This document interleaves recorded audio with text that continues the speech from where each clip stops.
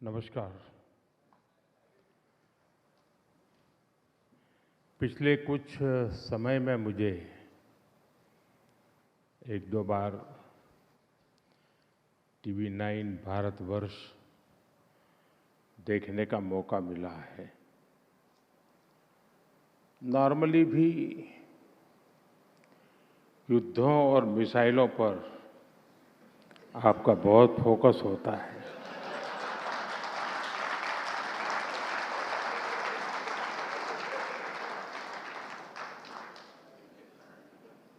और आजकल तो आपको कंटेंट की ओवरफिलिंग हो रही है।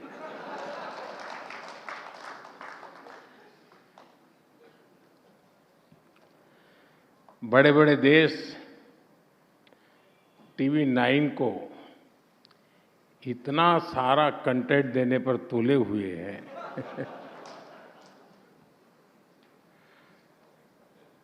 लेकिन ऑन अ सीरियस नोट, आज विश्व जिन गंभीर परिस्थितियों से गुजर रहा है वो अभूतपूर्व है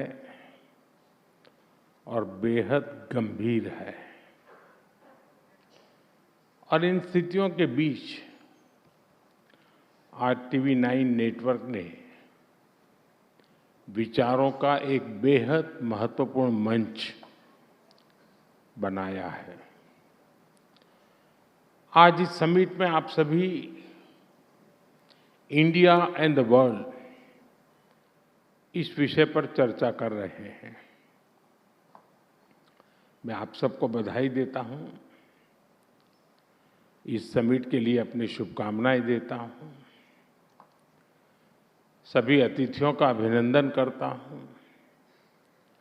साथियों, आज जब दुनिया कॉन्फ्लिक्ट के कारण उलझी हुई है, जब इन कॉन्फ्लिक्ट के दुष्प्रभाव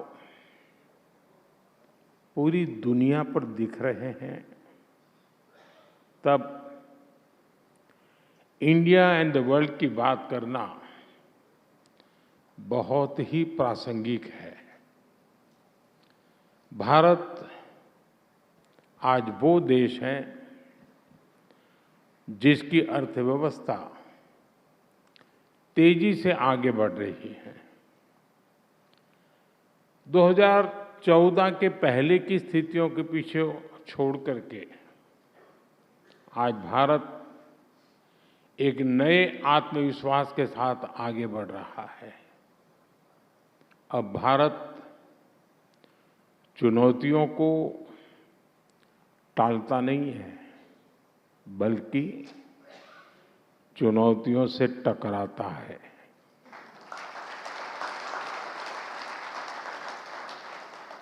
आप बीते 5-6 साल में देखिए,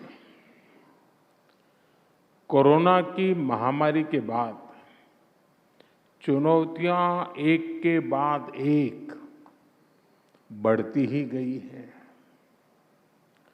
ऐसा कोई साल नहीं है जिसने भारतीयों की परीक्षा न ली हो। लेकिन 140 करोड़ देशवासियों के एकजुट प्रयास से भारत हर आपदा का सामना करता हुए आगे बढ़ रहा है। इस समय युद्ध की परिस्थितियों में भी भारत की नीति और रणनीति देखकर, भारत का सामर्थ्य देखकर दुनिया के अनेकों देश हैरान है। हमारे यहाँ कहावत है, सांच को आंच नहीं। 28 फरवरी से दुनिया में जो उथल-पुथल मची है,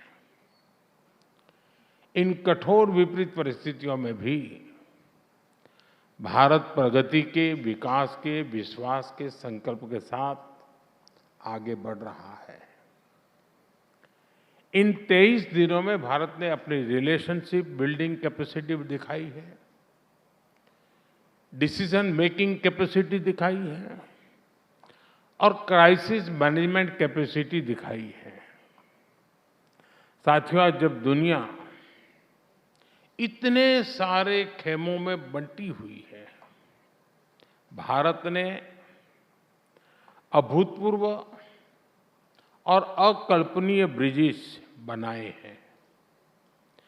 गल्फ से लेकर ग्लोबल वेस्ट तक, ग्लोबल साउथ से लेकर पड़ोसी देशों तक, भारत सभी का ट्रस्टेड पार्टनर है। कुछ लोग पूछते हैं हम किसके साथ हैं, तो उनको मेरा जवाब यही है कि हम भारत के साथ हैं।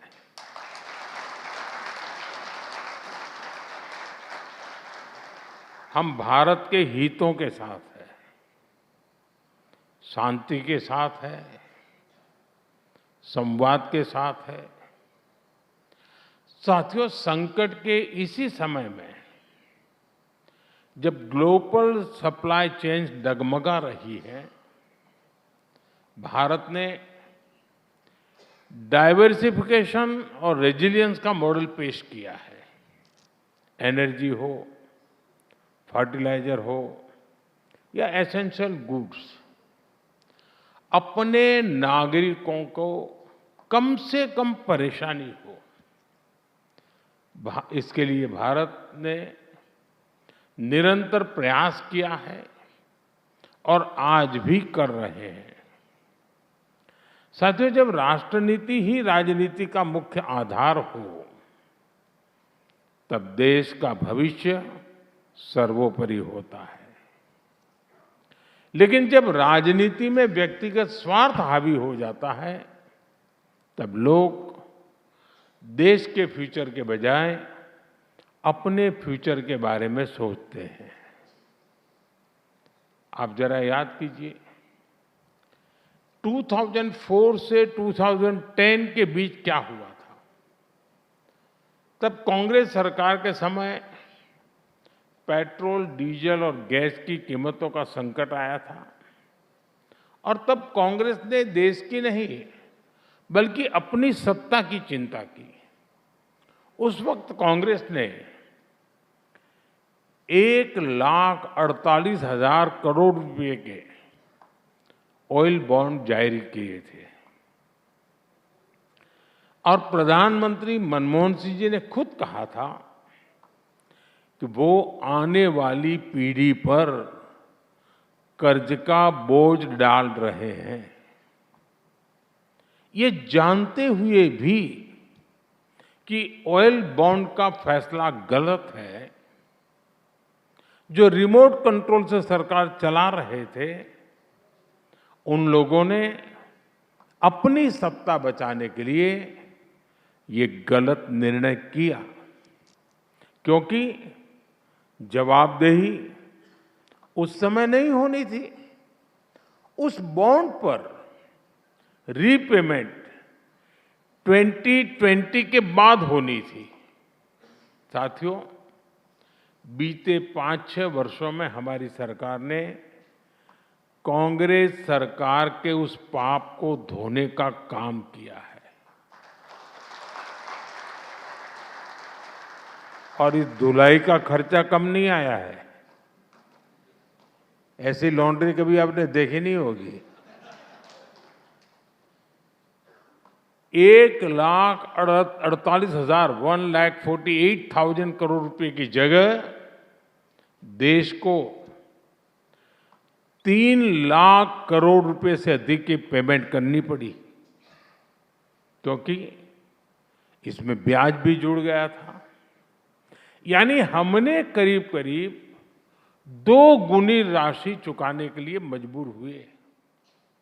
आजकल कांग्रेस के जो नेता बयानों की मिसाइलें दाग रहे हैं, मिसाइल आई तो टीवी 9 को मजा आएगा।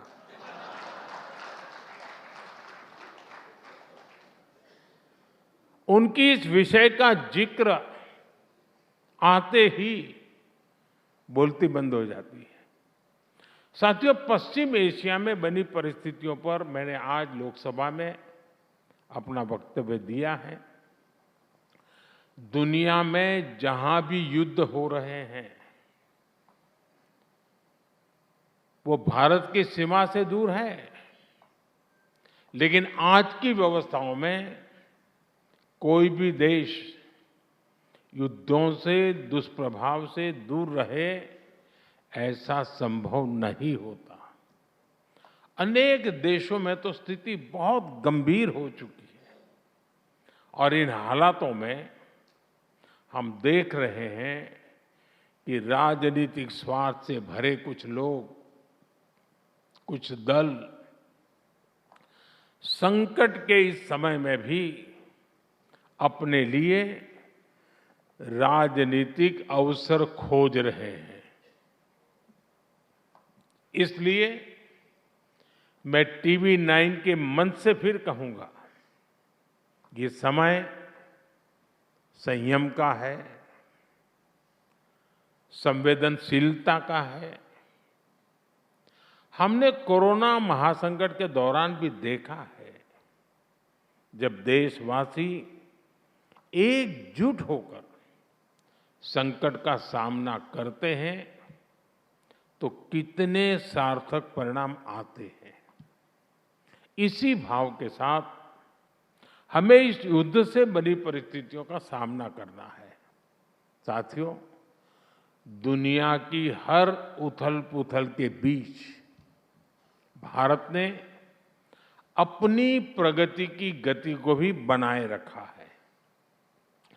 अगर मैं 28 फरवरी को युद्ध शुरू होने के बाद बीते 23 दिनों का ही ब्यौरा दूं, तो पूरब से पश्चिम तक, उत्तर से दक्षिण तक देश में हजारों करोड़ के डेवलपमेंट प्रोजेक्ट्स का काम हुआ है।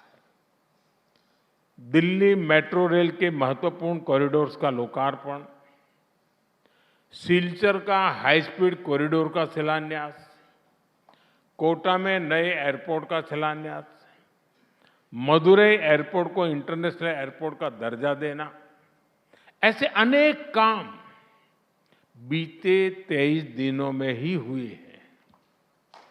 बीते एक महीने के दौरान ही औद्योगिक विकास को गति देने के लिए भव्य स्कीम को मंजूरी दी गई है। इसके तहत देश भर में 100 plug and play industrial park विकसित किए जाएंगे। देश में small hydro power development scheme को भी हरी झंडी दी गई है। इससे आने वाले वर्षों में 1500 मेगावाट नई हाइड्रो पावर कैपेसिटी जोड़ी जाएगी। इसी दौरान जल जीवन मिशन को साल 2028 तक बढ़ाने का निर्णय लिया गया है। किसानों के हित में भी अनेक बड़े निर्णय लिए गए हैं। बीते एक महीने में ही पीएम किसान सम्मान निधि के तहत 18,000 करोड़ रुपए से अधिक सीधे किसानों के खाते में ट्रांसफर किए गए हैं। और जो हमारे एमएसएमईज हैं, जो हमारे निर्यातक हैं, उनके लिए भी करीब 500 करोड़ रुपए के राहत पैकेज की भी घोषणा की गई है। ये सारे कदम इस बात का प्रमाण है कि विकसित भारत बनाने के लिए देश कितनी तेज गति से काम कर रहा है। साथियों, मैनेजमेंट की दुनिया में एक सिद्धांत कहा जाता है, what gets measured gets managed. लेकिन मैं इसमें एक और बात जोड़ना चाहता हूं, what gets measured gets improved और अल्टीमेटली गेट्स ट्रांसफॉर्म्ड। क्योंकि आकलन जागरूकता पैदा करता है, आकलन जवाबदेही तय करता है और सबसे महत्वपूर्ण आकलन संभावनाओं को जन्म देता है।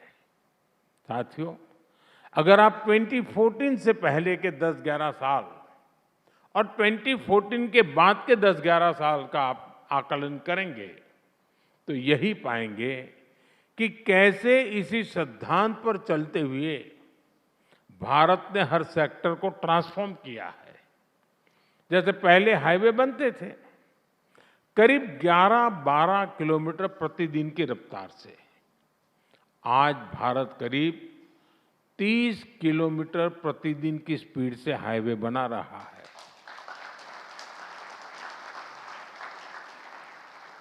पहले पोर्ट्स पर शिप का टर्न अराउंड टाइम 5-6 दिन का होता था, आज वही काम करीब करीब 2 दिन से भी कम समय में पूरा हो रहा है। पहले स्टार्टअप कल्चर के बारे में चर्चा ही नहीं होती थी। 2014 से पहले हमारे देश में 400-500 स्टार्टअप्स ही थे। आज भारत में 2 लाख से ज्यादा रजिस्टर्ड स्टार्टअप्स हैं। पहले मेडिकल एजुकेशन में सीटें भी सीमित थी, करीब 50-55 हजार MBBS सीट थी, आज ये बढ़कर 1.25 लाख से ज्यादा हो चुकी है। पहले देश के बैंकिंग सिस्टम से भी करोड़ों लोग बाहर थे। देश में सिर्फ 25 करोड़ के आसपास ही बैंक अकाउंट थे, वहीं जनधन योजना के माध्यम से 55 करोड़ से ज्यादा बैंक अकाउंट खुले हैं। पहले हमारे देश में एयरपोर्ट्स की संख्या भी 70 से कम थी, आज एयरपोर्ट्स की संख्या भी बढ़कर 160 से ज्यादा हो चुकी है। साथियों, पहले भी योजनाएं तो बनती थी, लेकिन आज फर्क है, आज परिणाम दिखते हैं। पहले गति धीमी थी, आज भारत फास्ट ट्रैक पर है। पहले संभावनाएं भी अंधकार में थी, आज संकल्प सिद्धियों में बदल रहे हैं। इसलिए दुनिया को भी ये संदेश मिल रहा है कि ये नया भारत है। ये अपने विकास के लिए कोई कोर कसर बाकी नहीं छोड़ रहा है। साथियों, आज हमारा प्रयास है कि अतीत में विकास का जो असंतुलन पैदा हो गया था, उसको अवसरों में बदला जाए। अब जैसे हमारा पूर्वी भारत है, हमारा पूर्वी भारत संसाधनों से समृद्ध है। दशकों तक वहां जिन्होंने सरकारें चलाई हैं, उनकी उपेक्षा ने पूर्वी भारत के विकास पर ब्रेक लगा दी थी। अब हालत बदल रहे हैं। जिस असम में कभी गोलियों की आवाज सुनाई देती थी, आज वहां सेमीकंडक्टर यूनिट बन रही है। ओडिशा में सेमीकंडक्टर से लेकर पेट्रोकेमिकल्स तक अनेक नए नए सेक्टर का विकास हो रहा है। जिस बिहार में 6-7 दशक में गंगा जी पर एक बड़ा पुल बन पाया था, उस बिहार में पिछले 1 दशक में 5 से ज्यादा नए पुल बनाए गए। यूपी में कभी कट्टा मैन्युफैक्चरिंग की कहानियां कही जाती थी, आज यूपी मोबाइल फोन मैन्युफैक्चरिंग में दुनिया में अपनी पहचान बना रहा है। साथियों, पूर्वी भारत का एक और बड़ा राज्य पश्चिम बंगाल है। पश्चिम बंगाल एक समय में भारत के कल्चर, एजुकेशन, इंडस्ट्री और ट्रेड का हब होता था। बीते 11 वर्षों में केंद्र सरकार ने पश्चिम बंगाल के विकास के लिए बड़ी मात्रा में निवेश किया है, लेकिन दुर्भाग्य से आज वहां एक ऐसी निर्मम सरकार है जो विकास पर ब्रेक लगाकर बैठी है। टीवी 9 बांग्ला के जो दर्शक हैं वो जानते हैं कि बंगाल में आयुष्मान योजना पर निर्मम सरकार ने ब्रेक लगाया हुआ है। पीएम सूर्यघर मुफ्त बिजली योजना पर ब्रेक लगाया हुआ है। पीएम आवास योजना पर ब्रेक लगाया हुआ है। चाय बागान श्रमिकों के लिए शुरू हुई योजना के लिए ब्रेक लगाया हुआ है। यानी विकास और जनकल्याण से ज्यादा प्राथमिकता निर्मम सरकार अपने राजनीतिक स्वार्थ को दे रही है। साथियों, देश में इस तरह की राजनीति की शुरुआत जिस दल ने की है वो अपने गुनाहों से बच नहीं सकती और वो पार्टी है कांग्रेस। कांग्रेस पार्टी की राजनीति का एक ही लक्ष्य रहा है, किसी भी तरह विकास का विरोध। और कांग्रेस ये तब से कर रही है जब मैं गुजरात में था। गुजरात में वर्षों तक जनता ने हमें आशीर्वाद दिया तो कांग्रेस ने उस जनादेश को स्वीकार नहीं किया। उन्होंने गुजरात की छवि पर सवाल उठाए, उसकी प्रगति को कटघरे में खड़ा किया और जब यही विश्वास पूरे देश में दिखाई दिया तो कांग्रेस का विरोध भी रीजनल से नेशनल हो गया। साथियों, जब राजनीति में विरोध विकास के विरोध में बदल जाए, जब आलोचना देश की उपलब्धियों पर सवाल उठाने लगे, तब यह सिर्फ सरकार का विरोध नहीं रह जाता, यह देश की प्रगति से असहज होने की मानसिकता बन जाती है। आज कांग्रेस इसी मानसिकता की गुलाम बन चुकी है।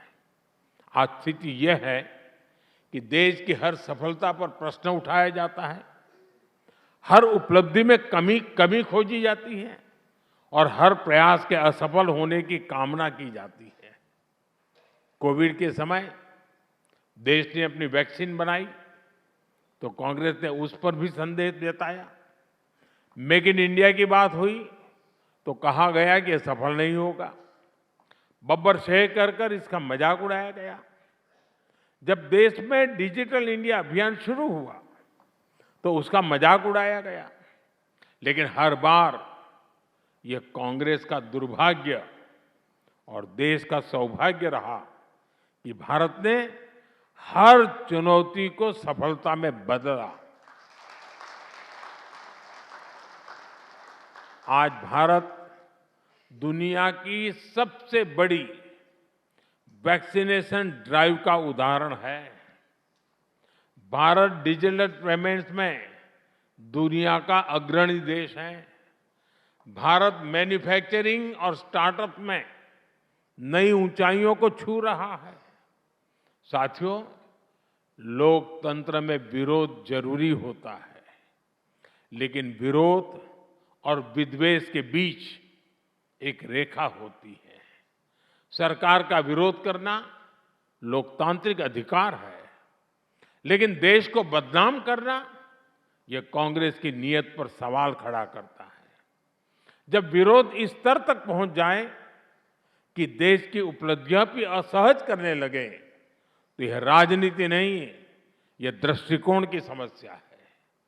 अभी हमने ग्लोबल एआई समिट में भी देखा है, जब पूरी दुनिया भारत में जुटी हुई थी तो कांग्रेस के लोग कपड़े फाड़ने वहां पहुंच गए।